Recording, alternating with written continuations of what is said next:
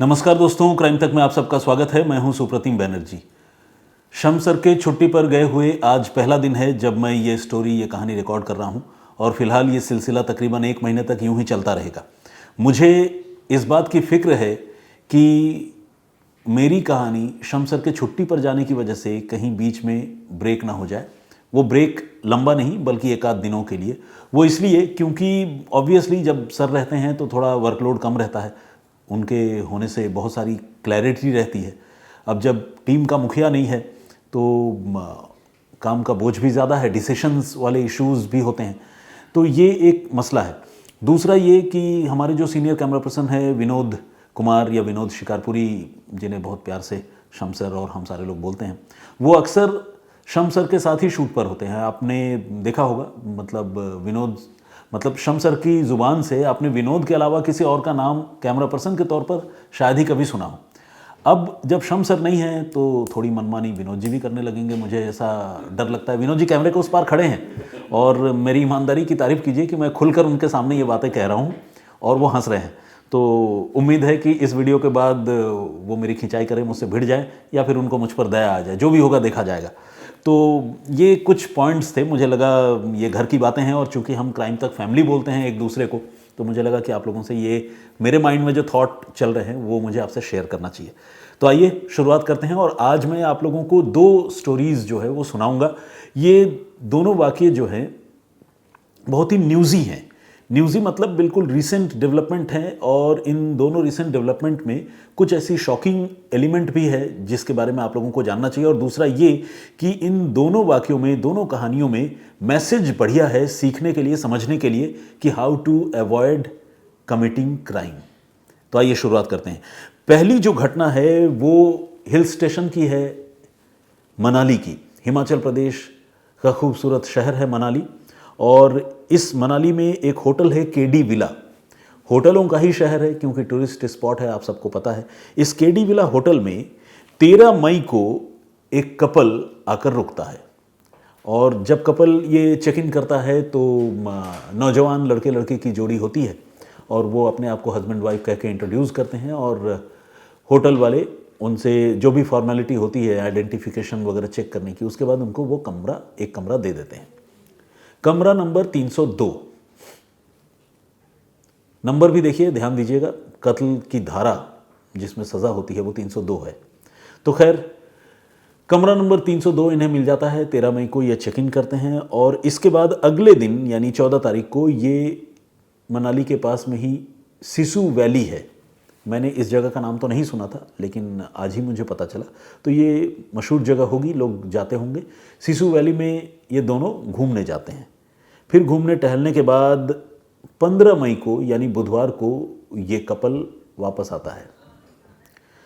वापस आने के बाद कुछ देर ये सुस्ताते हैं, रुकते हैं और फिर रात को इस कपल में जो एक मेंबर है यानी जो मेल मेंबर है, नौजवान लड़का, नाम है विनोद, वो रिसेप्शन पर आता है और कहता है कि अब हमारे चेकआउट का टाइम हो गया है, प्लीज़ मेरा जो भी बिलिंग है वो आप कंप्लीट कर दीजिए।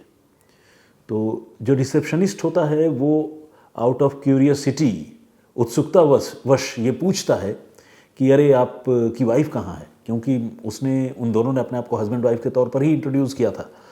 तो ये लड़का जवाब देता है कि मेरी वाइफ लेह चली गई है घूमने के लिए और मैं भी बहुत जल्द उसको ज्वाइन करूँगा, उसके पास जाऊँगा। ये बातचीत होती है, लेकिन जो रिसेप्शनिस्ट होता है उसको थोड़ा सा इस नौजवान के जवाब पर थोड़ा सा शक भी होता है, थोड़ी आशंका होती है। उसकी वजह ये है कि हस्बैंड वाइफ या मान लीजिए लव बर्ड्स भी कह लें, प्रेमी जोड़ा, ये घूमने के लिए आए हैं और एक उसमें से कहीं और चली जा रही है, दूसरा कहीं और चला जा रहा है घूमने के लिए। ऐसा कैसे हो सकता है? थोड़ा सा कन्विंसिंग नहीं लग रही थी ये स्टोरी। तो रिसेप्शनिस्ट के मन में ये खटका सा रहा, लेकिन उसने इससे ज़्यादा कोई सवाल जवाब उससे नहीं किया। इसके बाद वो विनोद कुमार का जो बिल है वो प्रिपेयर करने लगा, रूम रेंट, फूडिंग वगैरह का। और इतने में ये लड़का अपने कमरे में गया सामान लाने के लिए। तो वो अपने बैगेजेस, बिलोंगिंग्स सब लेकर बाहर आया और जब वापस रिसेप्शन पर आया तो उसके पास एक बहुत बड़ा सा बैग था, मतलब ह्यूज सूटकेस। ये देखकर रिसेप्शन वाले को फिर से आशंका हुई, उसे थोड़ा खटका सा लगा कि यार इतना बड़ा सूटकेस आते वक्त तो ये सूटकेस नहीं था। उसके मन में ये भी बात आई, लेकिन फिर उसे समझ में नहीं आया कि कैसे टोकें, कैसे पूछें। लेकिन फिर भी उसने हिम्मत जुटाकर पूछ ही लिया कि साहब इस सूटकेस में क्या है। तो उसने कहा अरे सामान है, सूटकेस में क्या होता है, बेवकूफ़ी वाले सवाल पूछते हो। तो रिसेप्शनिस्ट को उसने एक तरह से चुप करा दिया। लेकिन सच्चाई ये थी कि ये सूटकेस न सिर्फ बड़ा था बल्कि बहुत भारी था, और ये जो विनोद नाम का नौजवान है ये उस सूटकेस को उठा भी नहीं पा रहा था, घसीट रहा था किसी तरह से।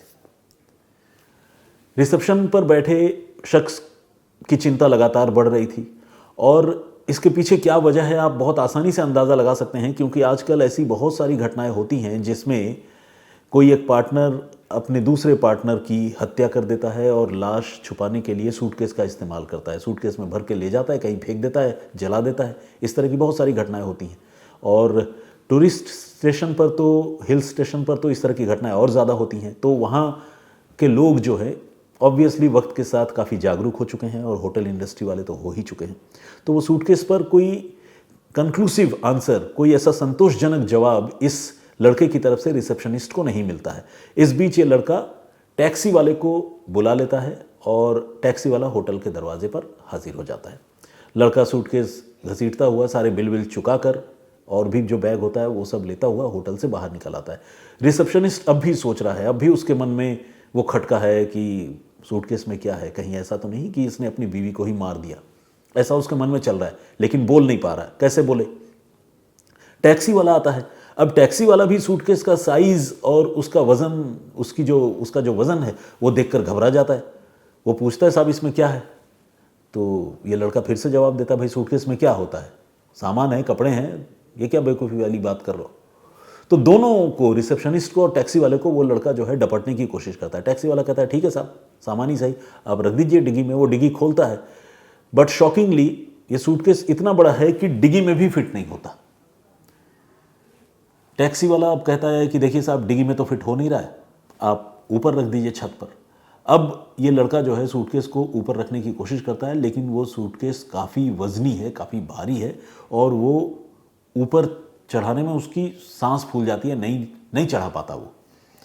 इतने में ये जो बाहर, होटल के बाहर ये जो फियास्को वाला सिचुएशन है, मतलब एक तरह से जिसे कहते हैं ना कि एक ऐसी स्थिति जिसमें असमंजस के हालात हों, समझ में नहीं आ रहा हो कि हाउ टू डील विथ, ऐसे में जो रिसेप्शनिस्ट है वो फिर से बाहर आ जाता है, और उसे लगता है कि अब तो कन्फ्रंट करना ही चाहिए, पूछना चाहिए, थोड़ी सख्ती करनी चाहिए कि सूटकेस में क्या है।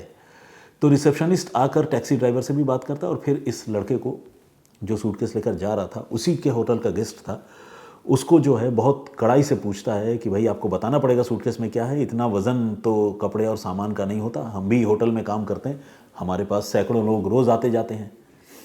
तो जब वो असर्टिवली, यानी जब बहुत जिसे कहते हैं ना कि पुख्ता तरीके से और स्पष्ट तरीके से जब टैक्सी वाला और होटल वाला इस नौजवान से सवाल जवाब करते हैं, तो ये नौजवान जो है वो घबरा जाता है, और अचानक बिल्कुल किसी फिल्म के सीन की तरह ये नौजवान मौके से फरार हो जाता है, गायब हो जाता है।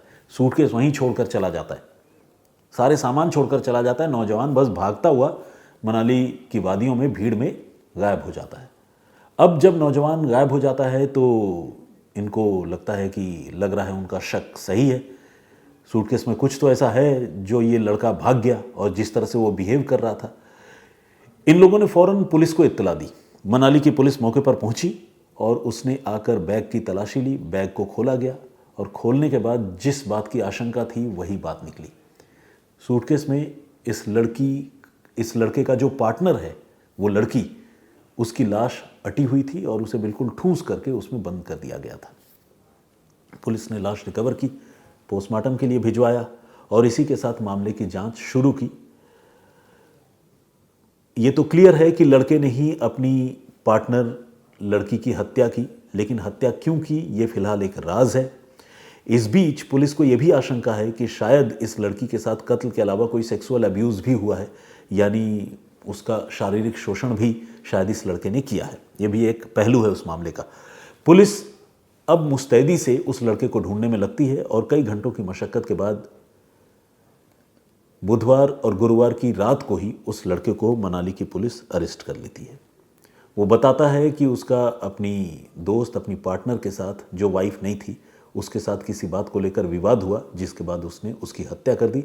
और जब उसे कुछ नहीं सूझा कि कत्ल के बाद इस राज को कैसे छुपाए, तो वो सूटकेस में भरकर अपनी पार्टनर की लाश को वहाँ से ले जाना चाहता था। आगे वो कहीं उस लाश को डिस्पोज ऑफ करता, कहीं ठिकाने लगाता, लेकिन इससे पहले ही उसकी पोल खुल गई। अब मनाली पुलिस की तारीफ करनी होगी कि पुलिस ने मुस्तैदी दिखाई। एक मुलजिम जो मौके से भाग गया था, उसे उसने शहर में नाकेबंदी करके अपने मुखबिरों की मदद से या जैसे भी हो वो पकड़ने में कामयाब हो गई। इस लड़के की पहचान जो है विनोद कुमार के तौर पर हुई है और वो दिल्ली के करीब ही एक जगह है पलवल, हरियाणा में, वहाँ का रहने वाला है और वहाँ डिलीवरी बॉय के तौर पर काम करता था। इस लड़के ने शुरुआती पूछताछ में ये बताया है कि जिस लड़की को वो लेकर आया था मनाली, वो लड़की उसकी 3 साल पुरानी फ्रेंड है। 3 साल से वो एक दूसरे के रिलेशन में है, बातचीत भी होती है और लड़की कभी कभी उससे मिलने आती है। और लड़की जो है पलवल की नहीं है, बल्कि दिल्ली से या पलवल से काफ़ी दूर मध्य प्रदेश की है, मध्य प्रदेश की राजधानी भोपाल की। इस लड़की से विनोद कुमार की मुलाकात तकरीबन 3 साल पहले सोशल मीडिया के ज़रिए हुई थी और इसके बाद दोनों एक दूसरे के संपर्क में रहे और दोनों अक्सर मिला करते थे और अलग अलग जगहों पर घूमने फिरने और मस्ती करने जाते थे। इससे पहले दोनों मनाली भी जा चुके थे, मनाली भी घूम कर आ चुके थे, लेकिन इस बार फिर वो मनाली गए थे सैर सपाटे के लिए। लेकिन इसी बीच दोनों के बीच में कोई ऐसी बात हुई कि लड़के ने उसकी हत्या कर दी। वो क्या बात है, पुलिस फिलहाल इंटरोगेट कर रही है लड़के को। जो एलिजेड किलर है, यानी जो मुलजिम है, उसे तो पुलिस गिरफ्तार कर चुकी है। अब उससे कहानी ही जाननी है, जिस कोशिश में पुलिस लगी हुई है। लेकिन इस घटना में कुछ एक ऐसे कोइंसिडेंस हैं जिसकी तरफ ध्यान जाना या देना बहुत ज़रूरी है। एक तो ये कि अजीब कोइंसिडेंस ये है कि हत्या जो है कमरा नंबर 302 में हुई है और कमरा नंबर 302 इसलिए इम्पॉर्टेंट है क्योंकि 302 आमतौर पर कत्ल की धारा के तौर पर IPC 302 का जिक्र होता है, इस्तेमाल होता है। और दूसरा ये कि ये एक ऐसा मोडस ऑपरेंडी है कातिलों का सबूत मिटाने का, जो अब बहुत कॉमन हो चुका है। और इसी वजह से उस होटल के जो मुलाजिम हों या टैक्सी ड्राइवर हों, उनके मन में इस सूटकेस को लेकर जो है एक खटका सा, एक शक सा था। और उन्हीं की चौकसी की वजह से, उन्हीं के मन में वो खटका होने की वजह से कत्ल के इस मामले का वक्त रहते खुलासा हुआ और कातिल को पुलिस पकड़ने में कामयाब हो पाई। आगे इस स्टोरी में जो भी अपडेट होगा, मर्डर मिस्ट्री के पीछे का जो रीज़न सामने आएगा, उस लड़की की पहचान और उसके बारे में और जो जानकारी मिलेगी, मैं कोशिश करूंगा कि आप लोगों को यहीं इसी प्रोग्राम में अपडेट करूं, बताऊं। अब आइए आपको एक दूसरा वाक़या सुनाता हूं। ये दूसरा वाक़या जो है मुंबई के पास का है। जगह है मीरा भाईंदर वसई विरार। मीरा भाईंदर वसई विरार एक एरिया है और अलग अलग एरिया है बेसिकली, लेकिन ये सारे एरियाज़ जो है एक दूसरे से सटे हुए हैं और इसकी एक पुलिस की अलग से यूनिट है।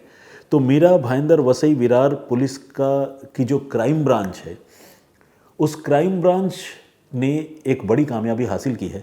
कत्ल के एक मामले में 24 साल बाद, आधी उम्र मुझे लगता है किसी इंसान की, या समझ लीजिए आधी अगर नहीं भी तो कम से कम पौना उम्र तो कहेंगे ही, निकल जाती है 24 साल में। तो 24 साल बाद एक कातिल को वहाँ की पुलिस ने गिरफ्तार किया है। तो ये पहले जल्दी से घटना बताता हूँ। ये घटना है 5 अक्टूबर 1997 को। इसी मीरा भाईंदर वसई विरार के इलाके में एक अपार्टमेंट में रहने वाले 2 नौजवान धर्मनाथ रमाशंकर पांडे और प्रमोद कुमार सुताराम पांडे, ये 2 नौजवान मिडनाइट को अपनी ड्यूटी पूरी कर अपने घर लौट रहे थे और इसी अपार्टमेंट में रहते थे, इस अपार्टमेंट के अंदर जा रहे थे। तभी उस अपार्टमेंट में रहने वाले 3 और लड़के रात को अपार्टमेंट के गेट के पास एक जो नाला बहता है, उस नाले में कुछ कूड़ा डाल रहे थे। कूड़े के भरे हुए पैकेट्स जो है वो फेंक रहे थे, डाल रहे थे। और इत्तेफाक ऐसा हुआ कि उन 3 लड़कों ने जब कूड़े से भरा हुआ वो पैकेट उसमें फेंका नाले में, तो नाले से गंदे पानी का छींटा बाहर आया।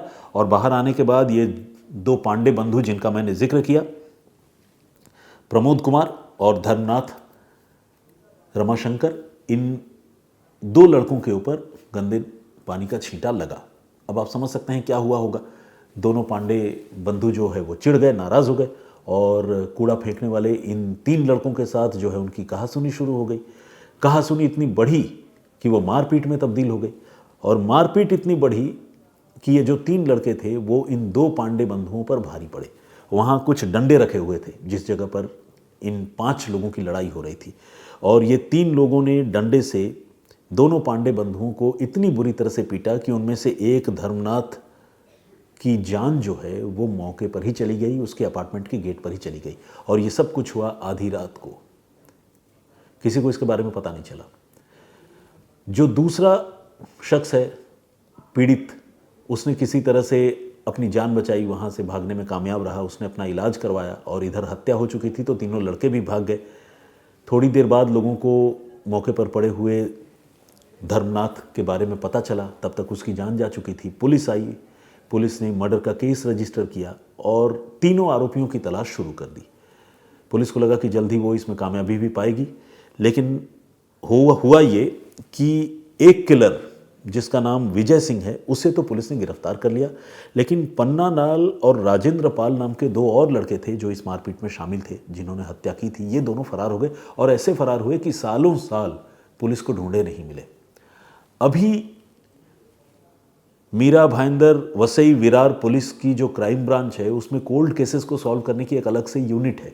उस यूनिट के पुलिस वालों ने कोल्ड केसेस की जो फाइल है उसको एक्सप्लोर करना, देखना शुरू किया और उन्होंने इस केस को फिर से रिविजिट किया ताकि इस केस में जो 2 फरार आरोपी हैं उनको ढूंढने में वो अपनी कोशिश करे, अपना जोर लगाए और उन्हें गिरफ्तार करे। और इसका नतीजा ये हुआ कि पुलिस टीम को पन्ना लाल नाम के एक आरोपी के बारे में जानकारी मिली, उसके लोकेशन के बारे में पुलिस को पता चला। तो जो मीरा भाईंदर वसई विरार की पुलिस है वो उस लोकेशन पर पहुंची, वहां छापेमारी की गई, लेकिन वहां पर पन्ना लाल नहीं था, गायब था। अब जो भी पुलिस का इन्फॉर्मर था वो वाकई बहुत सिंसियर इन्फॉर्मर था, वो सूत्र, वो मुखबिर पुलिस का बहुत अच्छा था। जब वो रेड नाकाम हो गई तो उस इन्फॉर्मर ने पुलिस को बताया कि ठीक है, आप फिक्र मत कीजिए, हम पन्ना लाल के बारे में आपको एग्जैक्ट जानकारी देंगे, सटीक इन्फॉर्मेशन देंगे। और वो मुखबिर जो है बिल्कुल सही था। उसने इस बार पन्ना लाल के बारे में बिल्कुल पिक्चर परफेक्ट जानकारी मुंबई पुलिस को दी और ये जानकारी थी कि पन्ना लाल राजधानी दिल्ली में कहीं छुपा हुआ है और कत्ल की घटना के बाद से ही वो वहीं रह रहा है, वहीं माइग्रेट कर गया है और उसके मुंबई वाले इस सच के बारे में किसी को पता नहीं है। अब उसका एड्रेस, उसकी सारी जानकारी मुंबई पुलिस को मिल चुकी थी। मुंबई पुलिस की एक टीम जब दिल्ली पहुंची तो वाकई उन्हें पन्ना लाल मिला। हुलिया, शक्ल, सूरत सब कुछ काफ़ी बदल चुका था और वो दिल्ली में क्या कर रहा था पता है? मोमो बेच रहा था। मुंबई में कत्ल करके दिल्ली में आकर मोमो बेच रहा था। 24 साल बाद इस मोमो विक्रेता को, कत्ल के पुराने आरोपी को मीरा भाईंदर वसई विरार की पुलिस ने गिरफ्तार कर लिया। और इस तरह से आप ये कह सकते हैं कि कातिल ने बड़ा जोर लगाया, बड़ी कोशिशें की, लेकिन आखिरकार उसका भेद खुला और वो सलाखों के पीछे भी पहुंच गया। एक जो और आरोपी है राजेंद्र पाल, उसके बारे में अभी फ़िलहाल कोई जानकारी नहीं है। अगर कोई और अपडेट इस केस में भी आता है तो मैं आप सबको बताऊंगा। और जैसा कि मैंने आपको बताया था कि ये दोनों स्टोरीज़ जो है काफ़ी न्यूज़ी है, हो सकता है कि बहुत twist and turns in cases में ना हो, लेकिन इन दोनों ही केसेस में मैसेजेस छुपे हुए हैं। तो पहले केस का मैसेज तो मेरे हिसाब से ये है कि सजग सतर्क रहना बहुत ज़्यादा ज़रूरी है, अपनी सुरक्षा के लिए भी और किसी क्राइम को रोकने या किसी क्राइम को तुरंत बेनकाब करने के लिए भी। तो लड़की, ऑब्वियस सी बात है, किसी ऑनलाइन फ्रेंड के साथ इस तरह से जा रही थी और उसने अपनी सेफ्टी का ख्याल नहीं रखा, उसकी कीमत उसको जान देकर चुकानी पड़ी। और दूसरा, होटल वालों की और टैक्सी ड्राइवर की तारीफ़ करनी होगी जिसने उस केस को सॉल्व करने में पुलिस की मदद की, बहुत मुस्तैदी दिखाई। और इस केस में मैं ये कहना चाहूँगा कि फिट ऑफ रेज यानी गुस्से में किया गया अपराध कई बार किसी इंसान की पूरी ज़िंदगी तबाह कर देता है। तो ऐसी चीज़ों से बचना चाहिए, अपने गुस्से पर काबू पाना बहुत ज़्यादा ज़रूरी है। अगर आदमी ऐसा नहीं कर पाता है तो इसकी बहुत भारी कीमत उसे चुकानी पड़ती है और फिर रोने के सिवाय कुछ बचता नहीं है। तो ये थी आज की दोनों कहानी। और इस पेशकश को ख़त्म करने से पहले आइए कुछ कमेंट्स जो मेरी प्रीवियस स्टोरी में आप लोगों ने किए हैं, मैं उनमें से कुछ कमेंट्स और कुछ लोगों के नाम पढ़ने की कोशिश करता हूं। आपको इससे पहले मैंने जो कहानी सुनाई थी, मैंने आपको बताया था कि किस तरह से दिल्ली पुलिस के एक ऑफिसर की मेहनत की वजह से 17 साल बाद कत्ल के आरोपी एक मुलजिम को पुलिस ने पकड़ने में कामयाबी हासिल की। इस मामले में पुलिस का जो इन्वेस्टिगेशन है वो वाकई जानने सुनने लायक है, क्योंकि कैसे कड़ी दर कड़ी जोड़कर पुलिस 17 साल बाद किसी को पकड़ने में कामयाब हुई, ये अपने आप में एक वर्दी स्टोरी टू लिसन है, सुनने वाली है, तो आप लोगों को ज़रूर वो कहानी सुननी चाहिए। ये मेरा सुझाव है और गुजारिश भी। आइए कुछ कमेंट पढ़ते हैं। स्वीट प्रीत के नाम से हमारी एक दर्शक है, उन्होंने कमेंट किया है, बहुत बहुत धन्यवाद आपका, और उन्होंने विश भी किया है, मतलब बेस्ट विशेस जिसे कहते हैं। Thank you very much. Delhi police के अधिकारी रमेश कुमार की तारीफ़ की है। जेके चांडेगड़ा जूनागढ़ से हैं हमारे दर्शक। होमी राय हमारे रेगुलर लिसनर हैं। आलोक ने भी कमेंट किया है, बहुत स्वागत आपका। हमारे दर्शक हैं राजू अरोड़ा जम्मू से, इन्होंने लिखा है कि आप खुश रहो, आबाद रहो, चाहे हैदराबाद रहो। क्या बात है, छोटी सी तुकबंदी है लेकिन दिलचस्प है। जीबीएन के नाम से एक आईडी है, इन्होंने कहा है कि आपकी कहानी का रोज़ इंतज़ार रहता है। एलके फैशन के नाम से हमारे एक दर्शक हैं, उन्होंने भी कमेंट किया है, स्वागत आपका। सोफिया सनी का कमेंट है। संदीप रोज़, इन्होंने भी दुआएं दी हैं। होशियार गढ़ा का कमेंट है और इन्होंने भी कुछ शेर शायरियाँ लिखी हैं, तो इन्होंने कहा है कि प्लीज़ वो पढ़ूं ज़रूर, तो चलिए पढ़ता हूँ। हताश निराश क्यों है तू, ये वक्त भी बदलेगा, आएंगे वो जो चले गए छोड़कर, ये वक्त भी बदलेगा। कब तक रोएगा अपनी नादान गलतियों पर, कर परिश्रम गलतियों पर, ये वक्त भी बदलेगा। वाकई बहुत अच्छी पंक्तियां हैं, अगर मैं यहाँ पर नहीं पढ़ता तो मिस करता, क्योंकि ये पंक्तियाँ बड़ी ही पॉजिटिविटी से भरी हुई है। और मुझे लगता है कि अगर कोई भी आदमी डिप्रेशन में हो, डिप्रेस्ड हो, तो या कहीं पर भी जीवन में निराश हो रहा हो, तो उसे इस तरह की पंक्तियों से एक नई ऊर्जा तो मिलती ही है, हिम्मत नहीं हारने की बात और सीख याद तो आती है। दीपक हीरा ने भी कमेंट किया है, बहुत स्वागत आपका। शिवम ध्रुव छत्तीसगढ़ से रेगुलर लिसनर हैं हमारे। सुहेल काजी ने भी कमेंट किया है। सुरभि स्टार, इन्होंने थैंक्स सुप्रतिम दा लिखा है, बहुत बहुत स्वागत आपका। RKNG के नाम से एक आईडी है। अंसारी हुजैफा का कमेंट है। कमलेश कुमारी ने भी कमेंट किया है। फातिमा अंसारी बनारस से हैं और मुझे भैया कहती हैं, बहुत बहुत स्वागत आपका, और मैं अपने आप को लकी महसूस करता हूं फातिमा। प्रदीप भाम्बू जी ने भी कमेंट किया है माँ, और इसके अलावा विजेंद्र सिंह जी हमारे रेगुलर लिसनर हैं। केतन है और उन्होंने लिखा है कि वर्षों के बाद ये कमेंट है और ढेर सारा प्यार नेपाल से, बहुत बहुत स्वागत आपका। उमेश भूंया जी है हमारे होम स्टेट से। उद्रेश भिंड, मरियम मोहम्मद, विनय नासवाले जी, डिजॉय व्लॉग्स और योगा विथ विकास दास, ये रुड़की उत्तराखंड से हैं। तो खैर और भी बहुत सारे लोगों ने कमेंट किया है, सारे कमेंट्स एक दिन में नहीं पढ़ सकता, कोशिश करूंगा कि कल फिर हाजिर हूं। हर दिन जो है मेरे लिए अभी थोड़ा सा चैलेंजिंग है, जैसा कि मैंने पहले भी बताया कि शमसर के नहीं होने की वजह से थोड़ा सा काम का बोझ ज़्यादा है। तो एनीवे मैं कोशिश करूंगा कि आप लोगों को निराश न करूं, क्योंकि जो भी लोग मेरा ये शो या प्रोग्राम देखते हैं वो बहुत मुझे प्यार देते हैं और बहुत मान देते हैं और बहुत शिद्दत से कहते हैं कि मुझे मिस नहीं करना है, तो वो चीज़ मुझे हमेशा याद रहती है, तो मैं कोशिश करूंगा। Anyway thank you very much once again. मैं फिर हाजिर होऊंगा किसी और कहानी, किसी और वाकई के साथ। तब तक के लिए अपना ख्याल रखिए, सुरक्षित रहिए। जय हिंद, जय भारत।